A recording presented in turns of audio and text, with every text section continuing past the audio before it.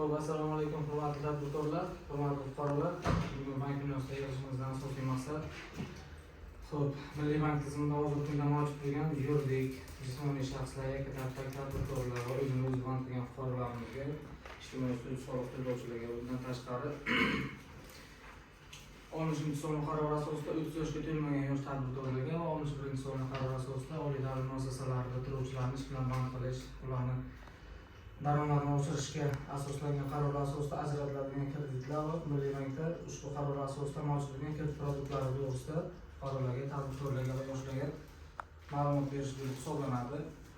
Hozirgi kunda Milliy bank tizimida fuqarolarga, jismoniy shaxslarga va yuridik shaxslarga tadbirkorlarga bir qancha kredit mahsulotlarimiz mavjud bo'lib, bulardan hozirgi kunda eng asosiylari 13 va 11-sonli qaror asosidagi mahsulotlardir. 11-sonli qaror asosida asosan asosiysi yengillashtirilgan kredit mahsulotlari 18%, ya'ni Markaziy bank qaytarma stavkasiga +4% 18% bilan kreditlar ajratiladi.